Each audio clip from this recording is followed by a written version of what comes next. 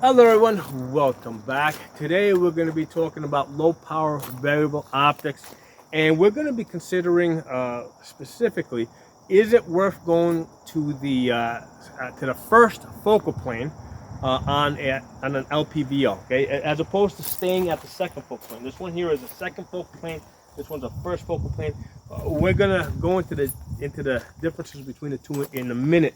Okay, but the first thing I want us to consider is, what are we trying to do with an LPVO? Okay, what are we trying to get out of it? So with the LPVO, we want to have that ability to go all the way down to 1 power, right? So we can kind of use it like a red dot, but we also want to be able to magnify and see at distance. Okay, ideally we want to have because now if we're seeing at distance, we want to be obviously shooting at distance. So we want some way to both measure the distance to our target, and also to you want to have some type of a bullet drop compensator, or even if it's just a mill, some type of a mill reticle in there that you can use to hold over, right? So you want like points that you can hold over, whether it's dots or lines or whatever, because now we're shooting at distance. So that's what we're trying to get out of the LPVO. You can use it as a red dot, but you can also zoom out and gain some of the advantages that you get from a magnification scope. But here's the thing, and this is the thing I want you guys to really focus on. When we're chasing after the first focal plane, right, a lot of times we're comparing it, right, to scopes that go, let's say, from a 5 power all the way up to a 25 power, or from an 8 power all the way, let's say, out to a 30 power, okay? So here's the thing, right? If you have a scope that goes from 5 power to 25 power, and you're shooting, you're looking at a target, let's say at 300 yards or 400 yards or even 500 yards, okay? You probably don't want to be zoomed in all the way, right? Because if you zoom in all the way, all you can see is the target. You can't see anything around it. You can't see where your bullets are hitting if you're missing. You can't see the other targets. So on a scope that goes, let's say, from 5 up to 25, right? A lot of times in that 300 to 400 yard range, you want to dial back the magnification so that you can work, let's say, at a 12 power, right? You're still magnified, but you pulled it back so that you can, you get a wider field of view, okay? So here's the thing, with these LPVOs that typically go from a 1 power to an 8 power, okay, your max magnification is pretty close to the low end of what those scopes come down to. Okay, so that's think about that for a second. Okay, so here's the thing: if I'm shooting at something, let's say, or at 200 yards, right? Am I going to want to dial back from an 8 power to a 6 power? No, I'm going to want to keep it at 8 power, right? It's not like the other guy who's, let's say, got the 5 to 25, and he needs to dial it back to maybe a 12 power, right, or whatever, 15 power, so that he has a wider field of view. Our max magnification is at the bottom end of what those other scopes are at, okay? So for that reason, right, consider that with these scopes, you're either going to be at 1 power, right, doing like close distance stuff, right, not using any magnification, or you're going to be all the way up to 8 power, okay? The only time that I'll use anything in between is sometimes I'll go to a 3 power if I'm like trying to track the target inside of 100 yards. Okay, so inside of 100 yards, okay, if I'm tracking a target, I want to be able to see what's going on, but I want to be able to come up and get on it really quickly, because if you dial up all the way to 8 power, yeah, at 75 yards, my field of view is a little bit too thick, a little too narrow. So I'll move this to 3 power, right? So now at 75 yards, I can get on my target really quick. There's less chance of any scope shadow, right? I can come right up. I'm right on it. No scope shadow. Even if I'm off like this a little bit, I can kind of get on it. I mean, obviously 1 power, it's better. But if you get this tight to your body, you're going to get right on it with no scope shadow. So the only time I would be using this in a 3 power or 4 power is inside of 100 yards, maybe at 200 yards, if I was trying to track something, maybe I would go up to a 5 power. All right. But again, at that distance, I'm not doing any range estimation. I already know the distance that I'm at. Okay. If I wasn't sure, I would figure that out in 8 power. Okay?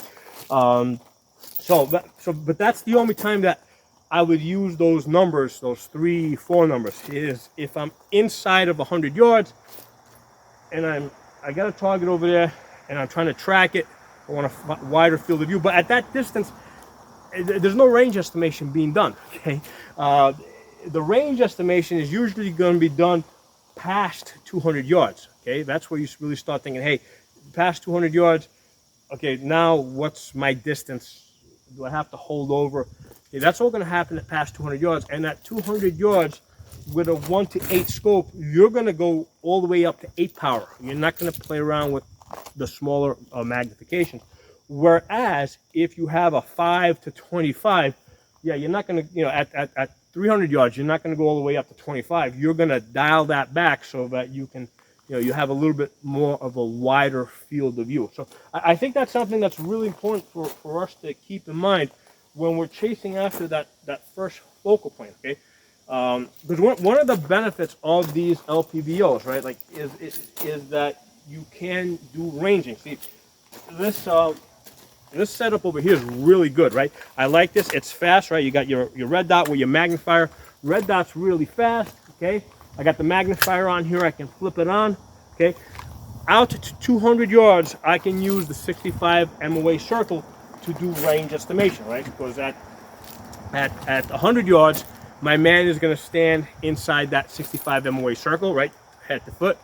At 200 yards, he's going to stand from the dot. The dot's going to be at his head. The bottom of the 65 MOA circle is going to be at his feet. And then I think at 400 yards, he's going to stand someplace in the middle. But anyway, the point is that out to 200 yards, you can use the 65 MOA circle to do your range estimation. And there's other ways to, basically at 200 yards, you can, at 100 yards, you can see a face, At 200 yards, you may not be able to make out the features of the face, but, you can see the head, you can see hands, you can see, features like that. Once you get past that, right, once then you're like, okay, wait a second, let me figure out exactly what my distance is here, right? So usually at up to 200 yards, we can eyeball that, right? We can say that, hey, we're at 200 yards or thereabout. With an AR-15, 50 yards, 0, not an issue, right? Put the dot on the target, right? Put the dot here, you're either 4 inches low or 4 inches high. Or here, you're either 4 inches high or 4 inches low. You're going to hit your target. So out to about 250 yards, range estimation is not an issue. But once you get to 300 yards, now you got to know for sure that you're at 300 yards and not 400 yards. That's when, it starts getting a little bit more difficult to judge the distance. And that's when I think the LPVO really starts outshining the red dot with the magnifier behind it, right? In that 300 yard to 600 yard range. Okay, that's where it's like, okay, I would rather have that LPVO.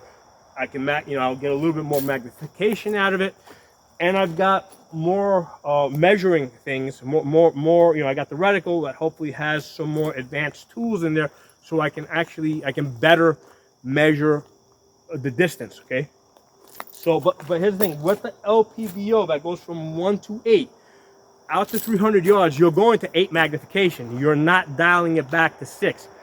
So the question is, if you're going to be at 8 magnification, does it make a difference if you got a first focal plane or a second focal plane? In either case, you're at max magnification. In either case, the measurements in the reticle are going to be the same. Okay, it's only that when you start dialing back where you need the first focal plane. Okay, but you're not going to start dialing back unless you got a scope that goes all the way up, up to 20, 25, 30 magnification, where it's like, okay, that's too much magnification. I got to bring it back. With the 8 power, past 200 yards, it's like I'll take all the magnification I can get. So that's why I don't think it makes a difference whether you're in the well, it doesn't, not that it doesn't make a difference. In either case, you're going to be at max magnification, so you're really not getting a benefit from being in the first focal plane. But by being in the first focal plane, you are losing, I think, you're losing a benefit when you go back to the 1 power, okay? So let me show you the difference in 1 power if you haven't seen my other videos. Take this guy off so you guys can see in the camera.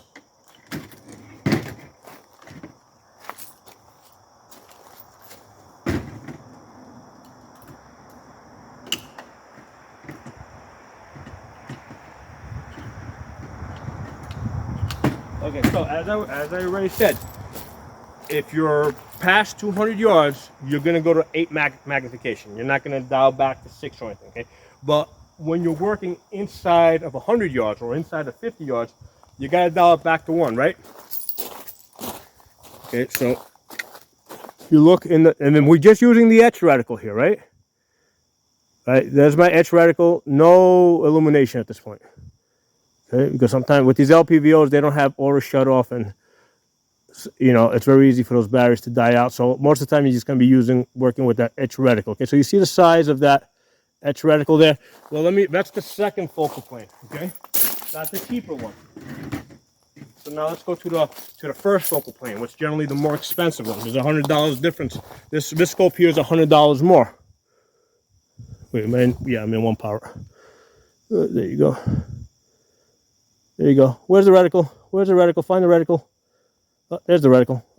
This guy, I gotta go to the gravel over there so you can see it, because it's so tiny. And this one doesn't have any like German posts or anything around it to help you, to guide you to the center.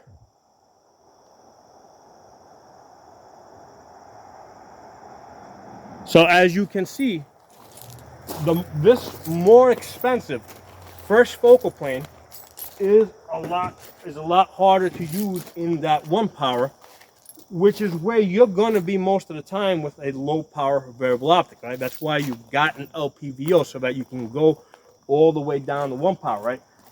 And the way these things work is you keep them on 1 power. You always dial up. You dial up only when you need that magnification, then you dial back down, because the last thing you want to do is in close quarters, right, come up and all of a sudden, like, you forgot to turn it back to 1 power, and you're looking through the scope, you can't see anything, you got to dial back down.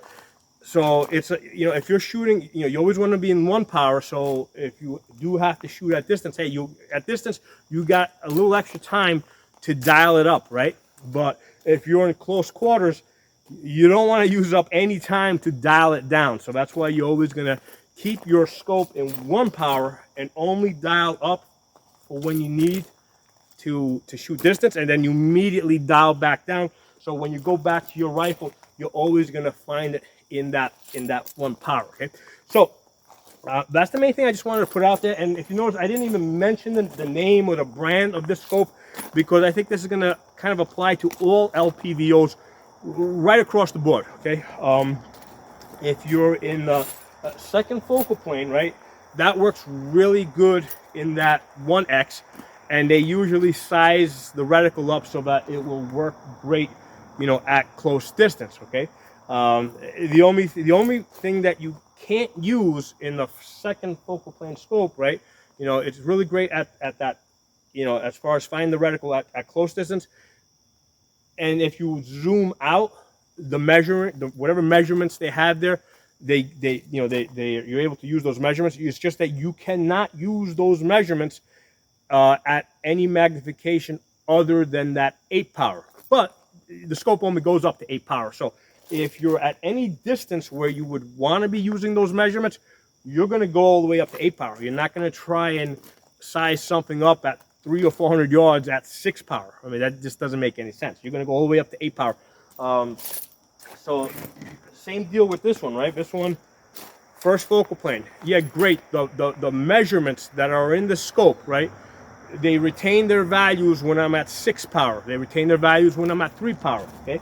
But again, this only goes up to 8 power, okay? So from 0 distance all the way out to 200 yards, I'm not taking any measurements. You know, I mean, I can easily judge the distance out to about 200 yards just by, you know, looking at facial features and stuff like that. Past 200 yards, now I really got to start, you know, figuring out what my distance is, okay? But naturally, I'm not going to be at 6 power. I'm going to dial all the way up to 8 power, okay? And like I said, if you've got one of those, you know, higher end scopes that go up to 30 power, like some of them may, you know, there'll be a 5 to 30, or maybe you got one where it's like an 8 to 40.